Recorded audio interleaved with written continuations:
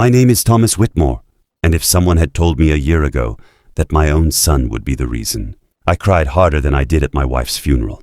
I would have called them crazy. For 71 years, I believed one thing without question. No matter how cruel the world became, family would never be the enemy.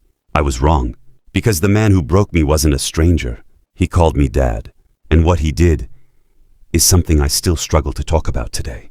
My wife, Eleanor, used to tell me something every Sunday morning. Thomas, one day you'll finally slow down. I'd laugh, kiss her on the forehead and say, maybe when I'm 80. She'd smile, pour me another cup of coffee, and remind me that life wasn't just about building buildings, it was about building a family. Back then, I truly believed I had both. For 43 years, I built Whitmore, construction from a two-man operation, into one of Arizona's most respected commercial construction companies. We built schools where children learned to dream, hospitals where families prayed for miracles, retirement communities where people spent the final chapters of their lives, and office buildings that still carry our name today.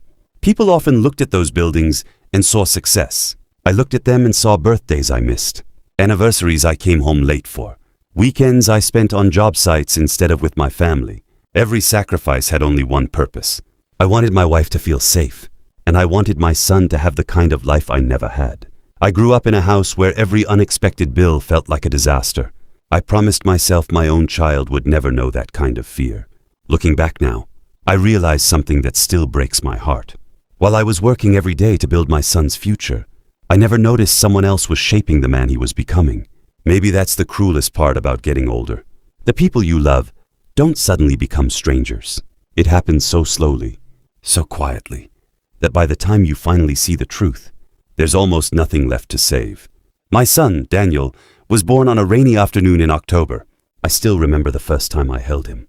He was so small, so quiet, that I was almost afraid to breathe. Eleanor looked at me from her hospital bed and smiled. He's going to grow up wanting to be just like his father. I remember laughing. No, I told her. I want him to have an easier life than I ever did. And for a long time, it seemed like that's exactly what was happening. Daniel was a good kid. He played baseball every spring, loved fishing on weekends, and every Friday night, he'd wait for me to come home, so we could order pizza and watch old Western movies together. Those nights meant everything to me.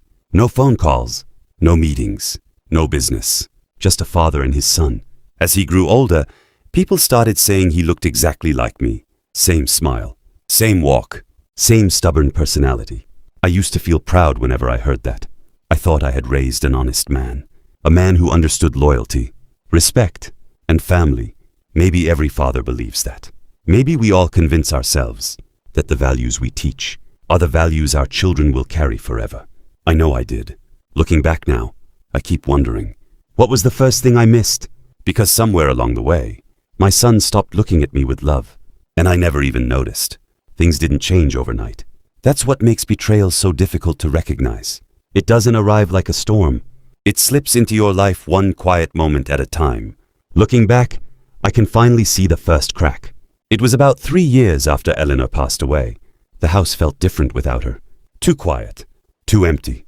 Some mornings, I'd still catch myself making 2 cups of coffee before remembering she was gone. Daniel started visiting more often after the funeral. At first, I thought he was worried about me. Every Sunday, he'd stop by with breakfast.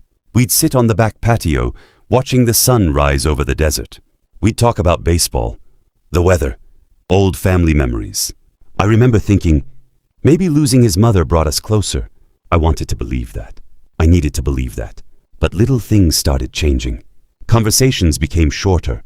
His phone never seemed to leave his hand. Sometimes I'd be telling him a story, and I'd realize he hadn't heard a single word. His eyes weren't on me anymore. They were on a screen. When I'd ask if everything was all right, he'd smile and say, "Just work, Dad. Nothing to worry about." And I believed him. Why wouldn't I?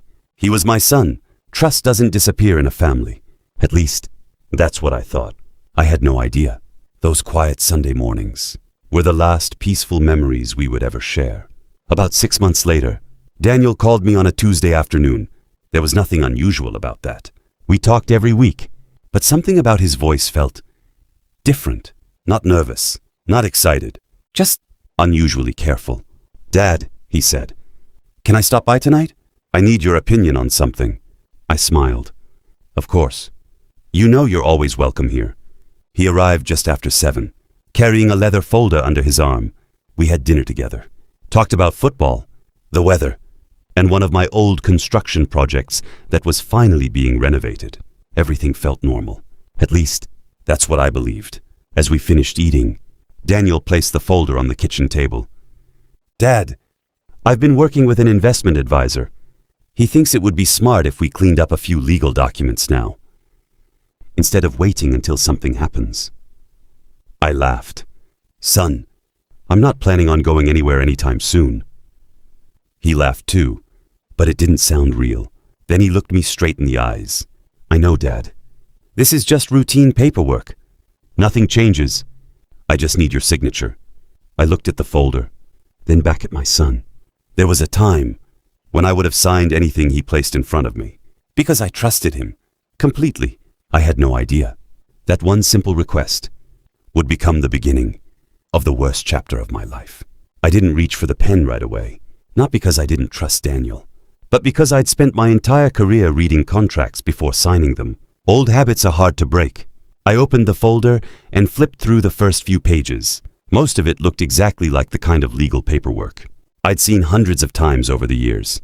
Estate planning, beneficiary updates, asset summaries. Nothing immediately stood out. Daniel leaned back in his chair. He wasn't rushing me. He wasn't pressuring me. He just sat there, watching me. After a few minutes, I looked up and smiled. "You've finally become more organized than your old man." He laughed. "I'm trying." For a moment, it felt like nothing had changed, like we were just a father and his son sitting at the same kitchen table where Eleanor used to serve Sunday dinners. I closed the folder. "I'll read everything carefully tomorrow morning. If it all looks good, I'll sign it." Daniel's smile faded, just for a second. It was so quick. Most people would have missed it. But something inside me noticed. Before I could think about it, he smiled again. "No problem, Dad. Take all the time you need." He stood up, hugged me, and said something I'll never forget. "I trust you more than anyone in the world." I hugged him back. "And I trust you too, son." Those were the last innocent words I ever spoke to him. As I watched his truck disappear down the street, I had no idea that someone else had already seen something that I completely missed. After Daniel left, I carried the folder into my study, but I never opened it. Instead, I found myself standing in front of an old bookshelf. Eleanor always kept our family photo albums there. I don't even know why I reached for one. Maybe I just missed her. I sat down in my favorite chair, opened the first album, and suddenly, 40 years disappeared. There was Daniel, 6 years old, missing his 2 front teeth, holding the biggest fish he'd ever caught. Another picture, his first day of high school. Eleanor had cried that morning. She always cried during milestones. Then I found my favorite photograph. It was taken the day Daniel graduated from college. He had both arms around Eleanor and me. We were all laughing. I stared at that picture for a long time. Sometimes, a photograph can lie to you. It freezes one perfect second and hides everything that came after. I remember whispering, "Your mom would be proud of you." I truly believed that. Looking back now, I don't know if I was talking to my son or to the little boy I thought still existed. Before I tell you what happened the next morning, let me ask you something. What's your favorite memory with your father or your son? I'd really like to read your answers in the comments, because sometimes we don't realize how precious those memories are until they're all we have left. The next morning, I woke up just before 6. For the first time in months, I actually slept well. Maybe seeing those old photographs had reminded me that no matter how much life changes, family is still family. I made myself a cup of coffee, carried the leather folder into my study, and placed it on my desk. I reached for my reading glasses. Just as I was about to open the first page, my phone started ringing. I glanced at the screen. Michael Carter, my attorney. We'd known each other for nearly 20 years. Michael wasn't the kind of man who called before sunrise, not unless something was seriously wrong. I answered immediately. "Morning, Michael." He didn't return the greeting. His voice sounded unusually tense. "Thomas, are you home?" "Yes." "Good. Whatever you do, don't sign anything today." I frowned. What are you talking about? Another long silence. Then he asked a question that made my stomach tighten. Did Daniel bring you a folder last night? I slowly looked down at the leather folder sitting on my desk. Yes. How do you know that? Michael let out a slow breath. Because someone called me late last night. Who? I don't know. They wouldn't give me their name. I felt my heartbeat getting faster. What did they say? Michael's next words have stayed with me ever since. They told me your son is about to make the biggest mistake of his life. And if you sign those papers without letting me read them first, you may never get the chance to fix it. I couldn't speak. My eyes remained fixed on that folder. Just 12 hours earlier, it looked like nothing more than routine paperwork. Now, it felt like something I was almost afraid to touch. I had no idea that within the next hour, I would discover a detail hidden inside those documents that would make me question everything I thought I knew about my own son. For almost 5 minutes, I just sat there staring at the folder. Michael had never warned me about my own family before. Not once. If he sounded that concerned, there had to be a reason. I opened the folder. The first few pages looked exactly as I'd expected. Asset summaries, trust information, tax documents. Everything appeared completely normal. I actually laughed to myself. Maybe Michael's worrying over nothing. Then I turned another page, and another. Still nothing. 20 years in business had taught me one lesson. If someone wants to hide the truth, they don't hide it on the first page. They hide it where they think you'll stop looking. So I kept reading. Near the very end, I noticed something strange. One page had a small yellow sticky note attached to it. In Daniel's handwriting, it simply said, "Dad, just sign here." Nothing else. No explanation. No conversation. Just sign here. My hand reached for the pen. Then, something stopped me. The signature line wasn't mine. It was blank. But directly underneath it was the name of a witness I'd never met. And next to that name was yesterday's date. I frowned. How could someone witness my signature before I'd even signed the document? I picked up my phone and called Michael back. Before he even said hello, I asked one question. Michael, how can a witness sign a document before the person they're witnessing? The silence on the other end lasted almost 10 seconds. Then he quietly said, "Thomas, don't let anyone into your house until I get there." At that moment, I still believed this was just a legal mistake. I had no idea that within the next hour, someone would knock on my front door, and everything I believed about my son would begin to fall apart. I don't know how long I stood there. Maybe 5 minutes, maybe 10. I just kept staring at that signature line. Something felt wrong, terribly wrong. Then, the doorbell rang. I glanced at the clock. It wasn't even 8:30. I wasn't expecting anyone.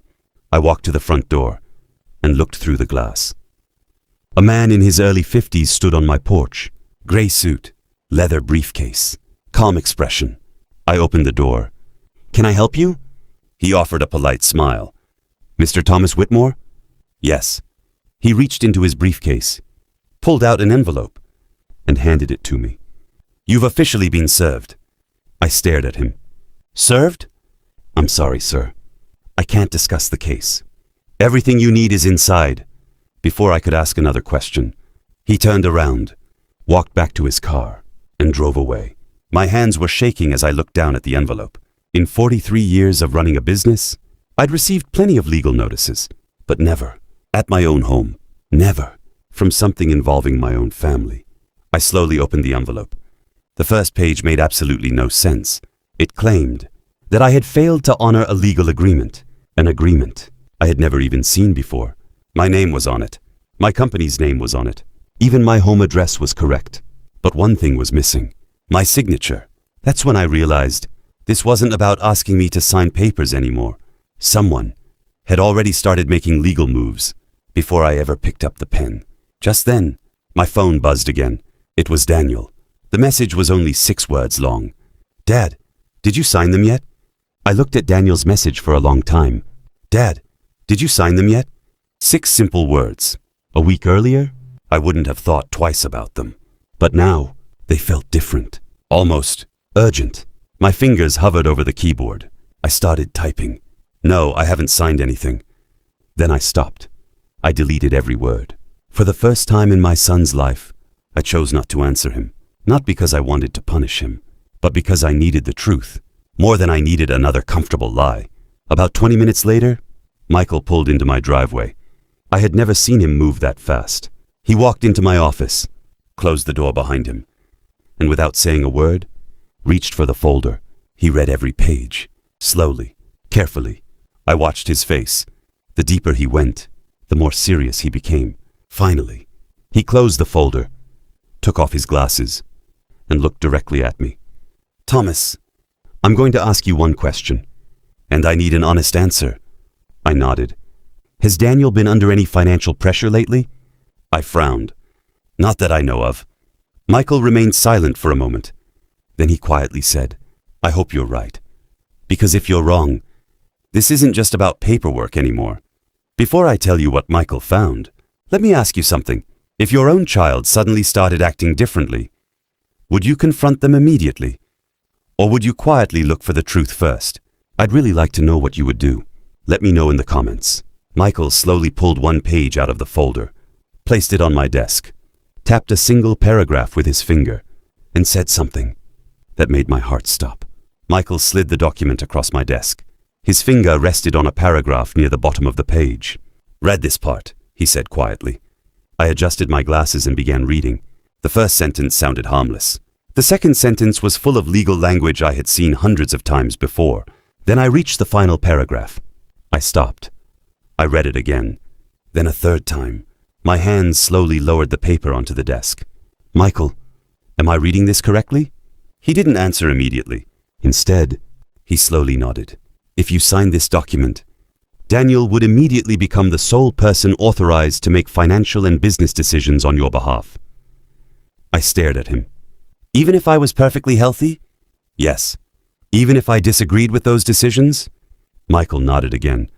"According to this language, yes." My mouth went dry.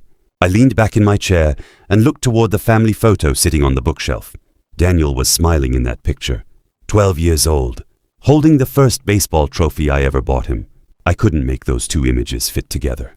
The little boy in that photograph, and the man these papers described. "There has to be a mistake," I whispered. "Daniel wouldn't do this." Michael looked at me with genuine sympathy. "Thomas, I hope there is. But hope isn't a legal strategy. Facts are." Then he reached into the folder one more time and removed a second document. I had never seen it before. It wasn't addressed to me. It wasn't even meant for my eyes. But at the top of the page, I saw my son's signature. I looked at Michael, then back at my son's signature. What I was about to read would change the way I looked at my own son forever. I looked at my son's signature, then back at Michael. "What is this?" He didn't answer immediately. Instead, he handed me the document. "Read the first page." It wasn't a trust agreement. It wasn't a will. It was a loan application, a very large one. I frowned. "Daniel never mentioned taking out a loan." Michael nodded. "That's because this isn't an ordinary loan." My eyes moved further down the page. Then I saw it. The amount, $3,800,000. My heart skipped. Daniel had never owned a business large enough to borrow that kind of money. He barely spoke about his investments anymore. "How could any bank approve this?" I asked. Michael slowly leaned forward. "That's exactly what bothered me." He turned to the final page. "Look here." I lowered my eyes. Under the section labeled Collateral was a single line. "Commercial assets personally guaranteed by Thomas Whitmore." I felt the blood drain from my face. "That's impossible. I never guaranteed this loan." Michael looked at me with the kind of expression no lawyer ever wants to wear. "I know." "Which means someone expected you to." My mind immediately went back to the leather folder sitting on my desk. Suddenly, those papers didn't look like routine estate planning anymore. They looked like the final piece of a plan that had been carefully prepared long before Daniel walked into my house. I stood up and walked toward the window. Outside, everything looked perfectly normal. The neighbors were mowing their lawns. Children were riding bicycles. Birds were singing. It's strange how the world keeps moving, even when your own world has quietly started falling apart. Then Michael spoke again. His voice was barely above a whisper. "Thomas, I don't think your son came to your house to ask for your help. I think he came because he was running out of time." I looked at Michael. "Running out of time?" He nodded once. Then he said 7 words. Someone else is waiting for your signature." I stood there in complete silence. My eyes were still fixed on that loan agreement. $3.8 million. It didn't make sense. Daniel wasn't reckless. At least, that's what I kept telling myself. I looked at Michael. There has to be another explanation. Maybe he was tricked. Maybe someone talked him into this. Michael didn't argue. He simply asked, "Has Daniel ever mentioned a business partner?" I thought for a moment. Then one name came back to me. Victor Reynolds. I'd met him only twice, both times at charity events. Expensive suit, expensive watch, and the kind of smile that never reached his eyes. Daniel called him a visionary. I called him a salesman. Eleanor didn't trust him either. The first time she met Victor, she whispered something to me on the drive home. "Thomas, that man doesn't look at people. He looks at opportunities." At the time, I laughed. I told her she worried too much. I wish I had listened. Michael slowly closed the file. "I've been looking into Victor Reynolds since early this morning." My heart began to pound. Why? Because his name keeps appearing next to Daniel's. Investment records, LLC registrations, private financing agreements. They were connected far more deeply than I ever imagined. Then Michael looked directly at me. "Thomas, I don't think your son created this plan. I think someone smarter created it. And your son walked straight into it." I wanted to feel relieved. Instead, I felt something worse. Because if Michael was right, then my son wasn't just hiding something from me. He was already trapped, and I had absolutely no idea how far he had fallen. Just then, my phone rang. It was Daniel. I answered. Before I could say a single word, he asked, "Dad, has anyone been to your house today?" I looked at Michael. He gave me a slight nod, then quietly left the room. "This is something you need to handle alone," he said. I answered the phone. "Hello?" For a few seconds, neither of us spoke. Finally, Daniel broke the silence. "Dad, has anyone been to your house today?" I looked toward the leather folder still lying on my desk. "Why are you asking?" Another pause, longer this time. "Just answer me." His voice wasn't angry. It was frightened. I had heard that tone before, years ago, when he called me after his first car accident. The same fear, the same shaky voice. But this time, something felt different. "Yes," I finally answered. My attorney stopped by. Complete silence. I couldn't even hear him breathing. Then he quietly asked, "Did you sign the papers?" I closed my eyes.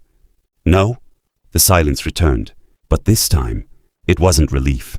It sounded like panic. Then he said something I still think about almost every day.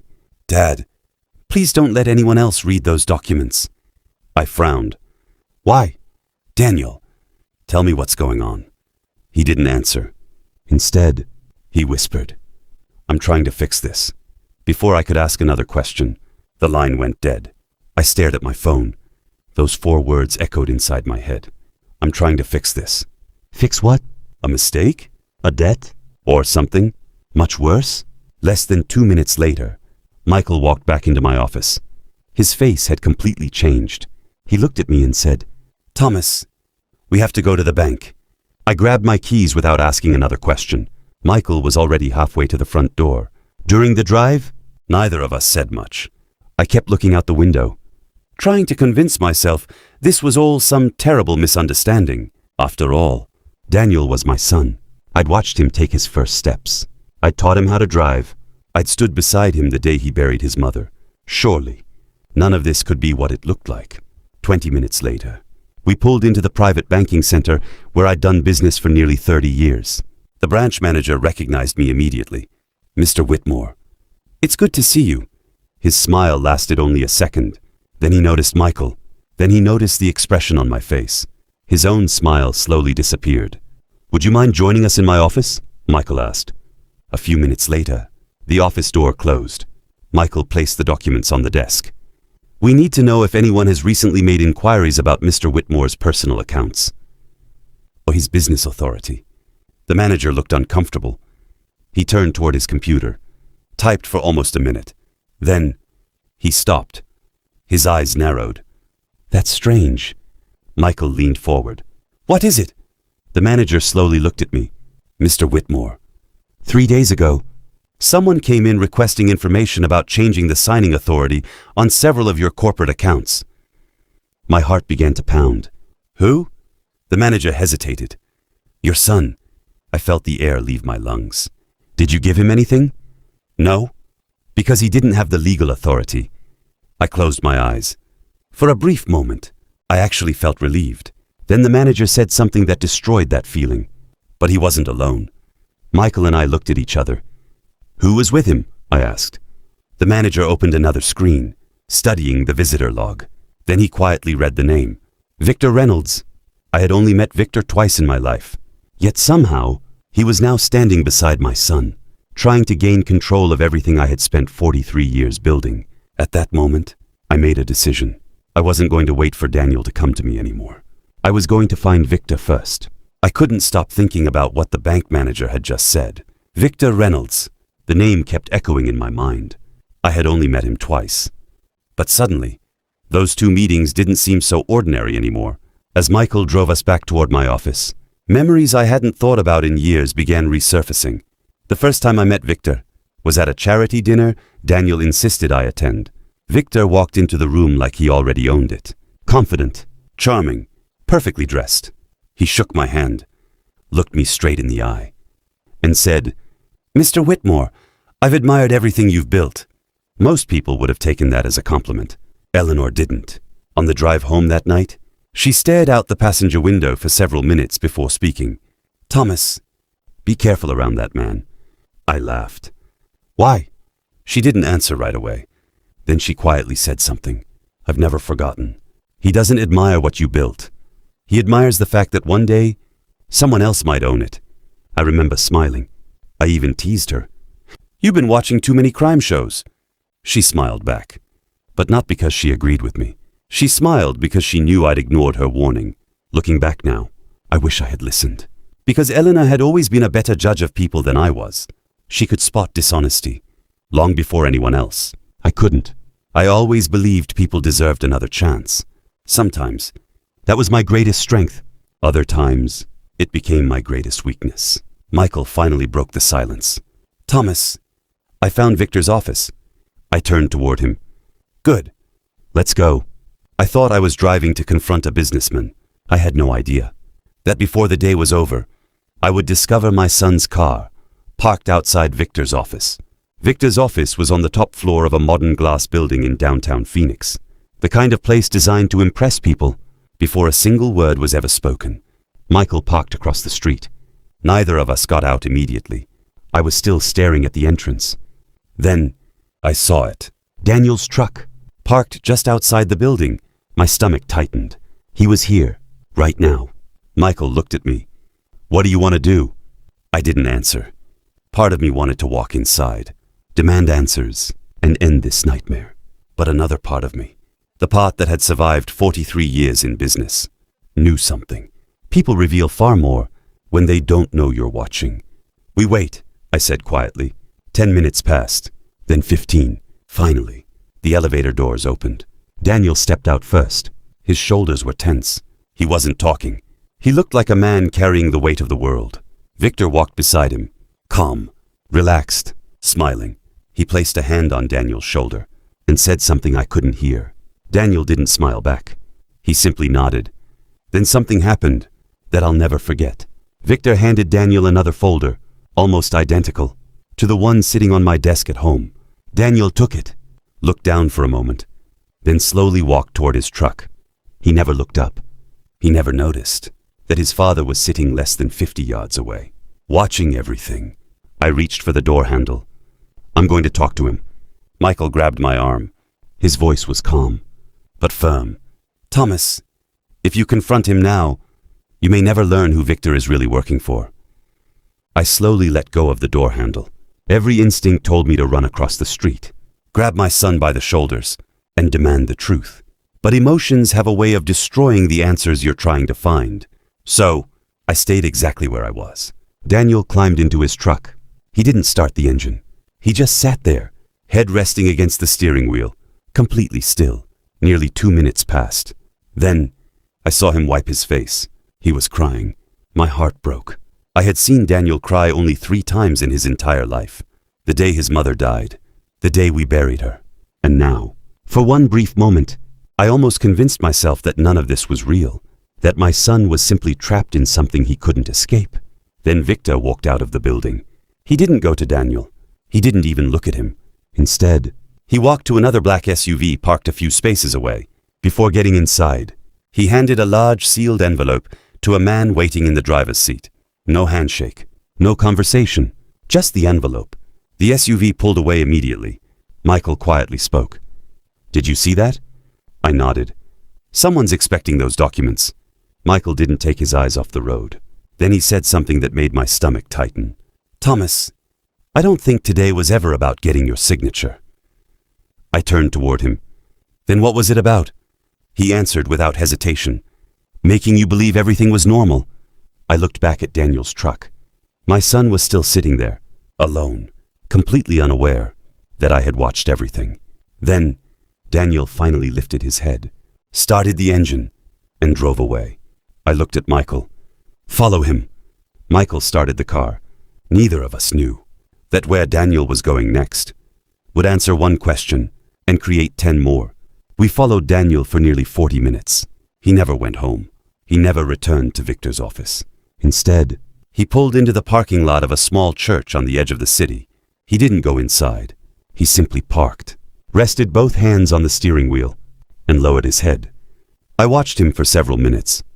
Then, I made the hardest decision of my life. I'm going. Michael didn't stop me this time. I walked slowly toward my son's truck before I could knock. Daniel looked up. The moment he saw me, every bit of color disappeared from his face. "Dad," he whispered. Neither of us spoke for several seconds. Finally, I asked, "Tell me the truth." Tears filled his eyes. "I never wanted to hurt you." "Then why did you bring me those papers?" He broke, completely, because I thought I could fix everything before you found out. Victor said if I got your signature, he'd make the debt disappear. Instead, he made me lose myself. For the next hour, Daniel told me everything. Failed investments, hidden loans, fake promises, months of manipulation. Every time he tried to walk away, Victor buried him even deeper, until eventually, the only thing Victor wanted was me. Not because he hated me, because I owned something he could never build himself. 43 years of work. Daniel looked at me, crying like the little boy who once ran into my arms after falling off his bicycle. "I'm sorry, Dad. I don't expect you to forgive me. I just couldn't keep lying anymore." I looked at my son and realized something. Trust can be stolen, money can be replaced, but a broken family leaves scars that never completely disappear. Together, Michael and I handed everything over to investigators. The contracts, the loan documents, the emails, the recordings Daniel still had. Within weeks, Victor Reynolds was arrested on multiple counts of financial fraud, conspiracy, and document forgery. His entire operation collapsed. The debts Daniel had hidden were still real, but the trap built around my family was finally over. It's been almost 2 years now. Daniel and I still meet every Sunday morning, not because everything is fixed. It isn't. Some conversations are still uncomfortable. Some memories still hurt, but we're no longer hiding from the truth. We face it together. Eleanor used to tell me, a family isn't measured by how perfect it looks. It's measured by what survives after it's broken. I didn't understand those words back then. I do now. I never thought my own son could do this, and I never imagined I'd cry harder for the son who betrayed me than for the money I almost lost. If this story taught me anything, it's this. The most dangerous signature isn't the one you write with a pen. It's the one you place on someone when you believe they'll never betray you. Thank you for listening to my story. And if this story reminded you how precious trust and family really are, consider subscribing. There are more stories that deserve to be heard. Before you leave, I want to ask you one final question. Do you think Thomas made the right decision by giving his son a second chance? Or would you have walked away forever? I'd genuinely love to hear your thoughts, so share them in the comments. And if stories about family, trust, and betrayal mean something to you, subscribe to the channel, because sometimes the hardest lessons in life come from the people we love the most. Until next time, take care of the people who truly care about you.